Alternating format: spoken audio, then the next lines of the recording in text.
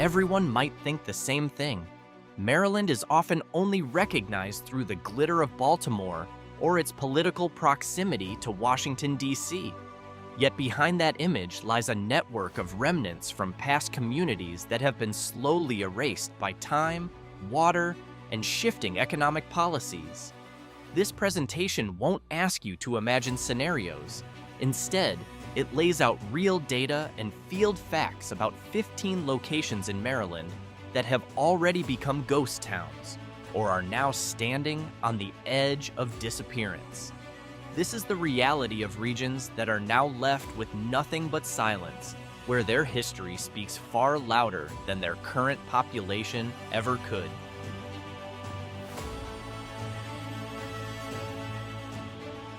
First, if you follow the banks of the Patapsco River in Howard County, you might come across Daniels. This isn't just an abandoned small village. It is the remains of a former textile mill town that once thrived with hundreds of workers under the Gary Manufacturing Company. Its collapse reached a sudden peak in 1972 when Hurricane Agnes struck the eastern coast of the United States. Today, Daniels has become a haven for visual content explorers. The most iconic structure still standing is St. Stanislaus Kostka Catholic Church, built from natural stone. Around it, nature has taken over aggressively. You can also find the skeletal remains of 1950s cars, now fused into the soil and tree roots.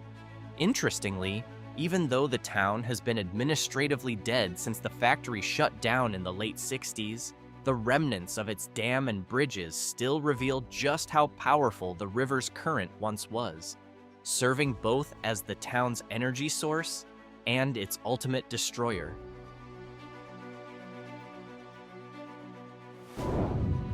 Moving to the Chesapeake Bay, there is a far more visually tragic phenomenon. Holland Island was once home to a resilient community of fishermen and farmers, with more than 300 residents and dozens of buildings, including a church and a school. However, the island's geology, made of mud and clay rather than rock, left it defenseless against the constant abrasion of seawater. The year 2010 marked the end of the island's last icon, a solitary two-story wooden house standing alone in the water, slowly tilting before finally collapsing. Today, Holland Island is technically a submerged ghost town. All that remains is a small patch of land filled with pelicans, while the foundations of former buildings lie beneath the water's surface. The story of Holland Island is a reminder that sometimes a town's greatest enemy isn't economic decline, but rising sea levels that cannot be negotiated.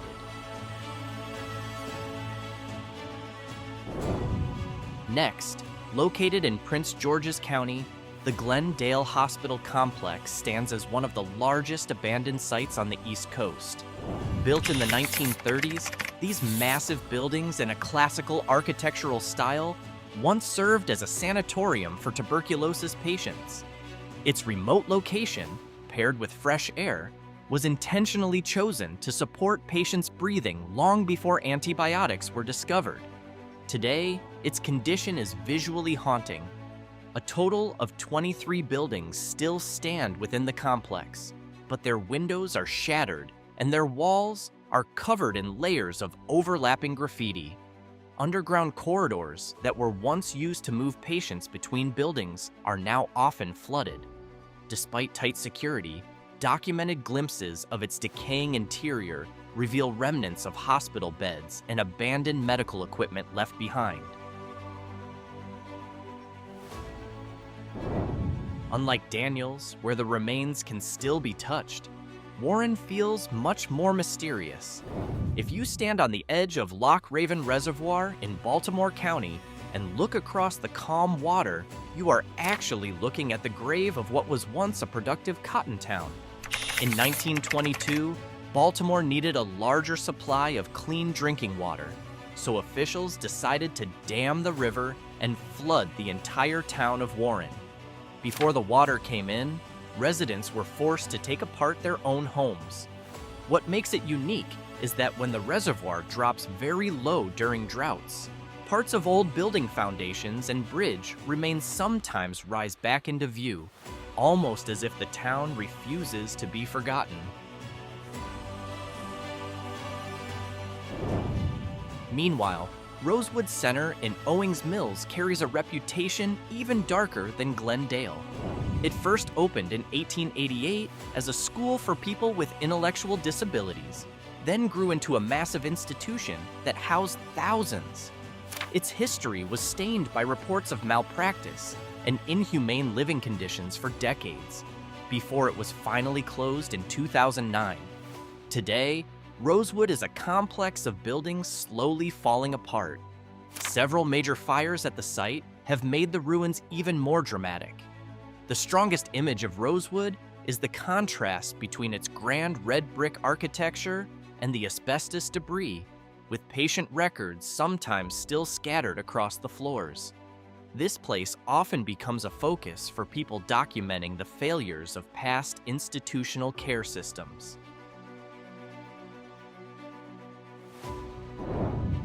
Now we move into downtown Baltimore to see a different kind of ghost town, Old Town Mall.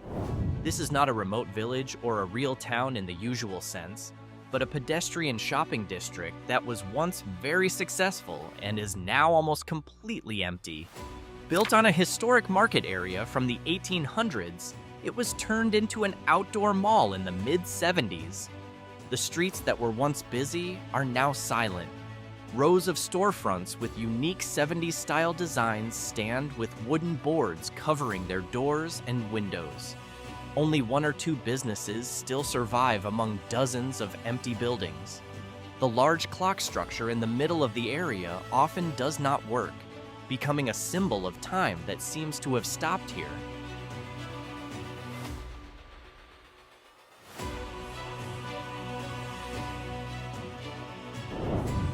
Far in the western edge of Maryland, right on the border with West Virginia, lies Kempton. Not many people may know that this town was once one of the most productive company towns in the Appalachian region, where nearly every resident's life revolved around coal mine number 42. When the mine closed in 1950, the town's economy collapsed almost instantly. Most of the houses were moved out of the area, leaving behind empty concrete foundations. But what makes Kempton visually interesting today is the remaining mine structure still standing, along with black piles of coal waste across the surrounding landscape. Its population is now only a handful of people, making Kempton feel like a town simply waiting to disappear from the map.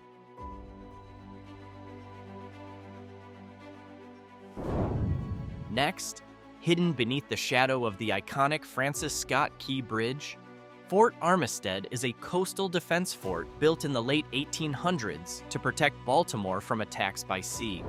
After World War II, the fort was abandoned and left to nature.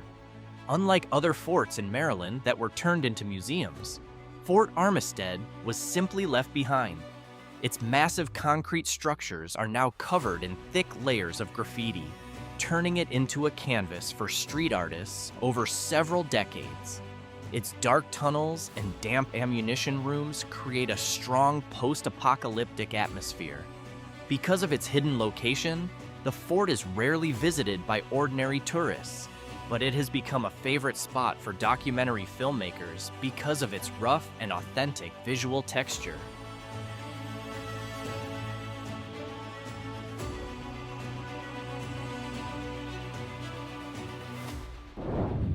Then there is Fort Ritchie in Cascade, Maryland, which offers a very different visual from the decay of Glendale.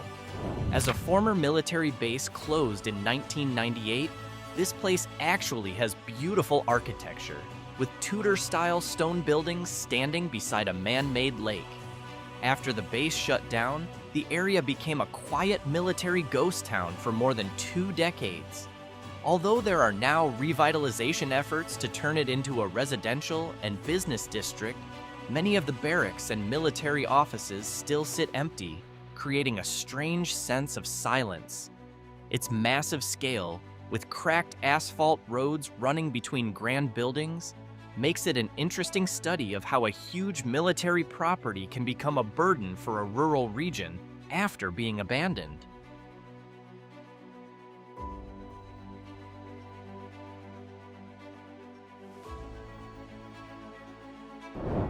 Elsewhere, in Worcester County, there is a place called Furnace Town, the site of the Conowingo iron furnace.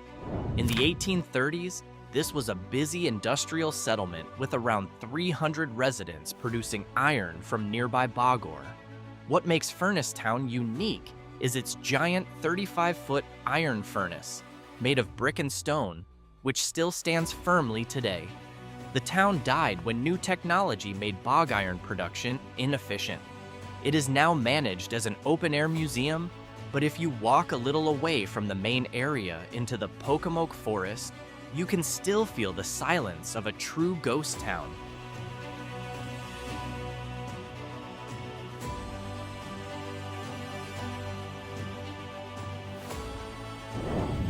As part of the Chesapeake and Ohio Canal, or C&O Canal, 4 Locks was named after 4 nearby locks that helped coal-carrying boats pass through changes in land elevation.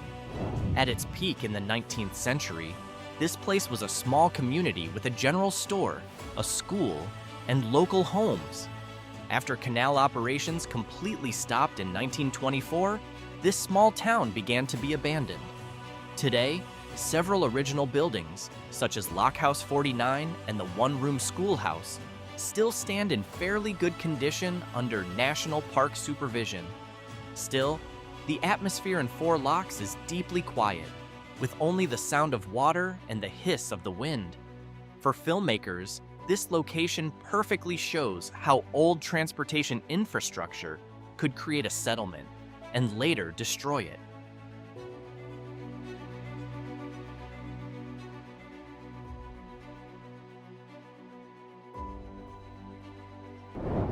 Meanwhile, Ilchester is an industrial town in Howard County that literally clings to the cliffs along the Patapsco River.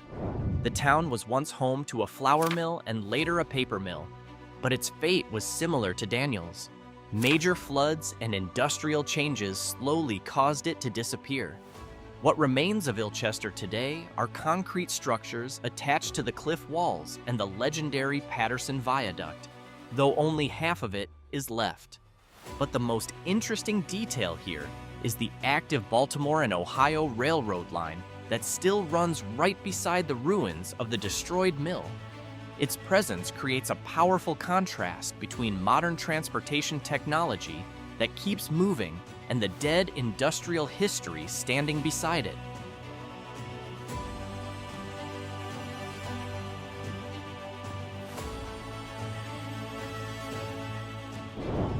Similar to Warren, the Conowingo we know today is not the original Conowingo.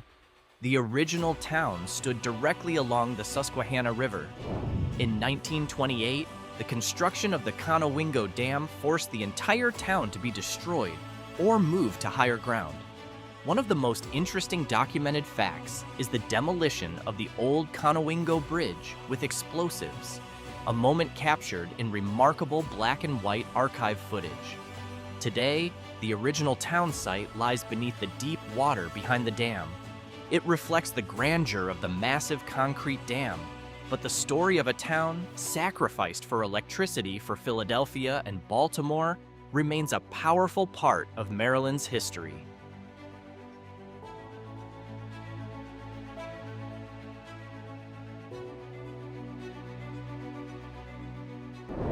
Next, we move to a town showing signs of becoming a ghost town, Luke in Allegheny County.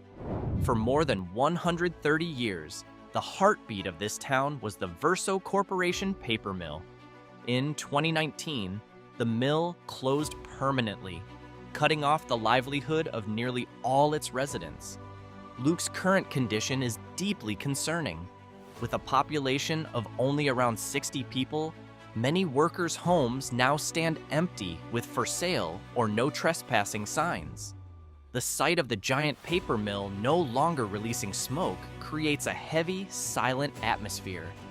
Luke is a modern example of how depending on one major industry can push a town to the edge of extinction in a very short time.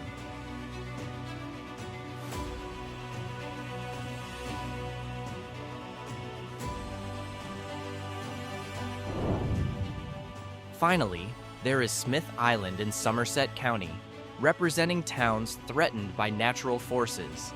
As Maryland's only inhabited island without a bridge to the mainland, Smith Island faces two major threats: land erosion and population decline as younger generations leave. Today, many villages on the island, such as Ewell and Tylerton, show signs of disappearing.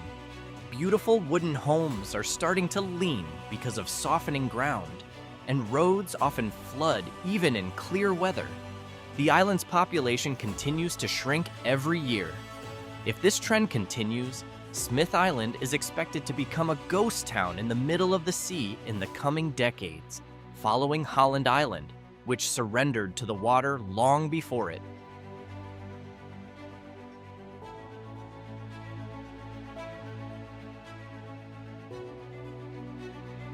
Exploring Maryland's ghost towns is not just a journey through ruins, but a reflection on how fragile human civilization can be against nature and economic change. From towns deliberately flooded for urban progress to coastal communities slowly swallowed by the ocean, Maryland holds a reminder that nothing is permanent. In the end, these places, whether already gone or still fighting at the edge, are silent proof that every rise carries the seed of disappearance within it.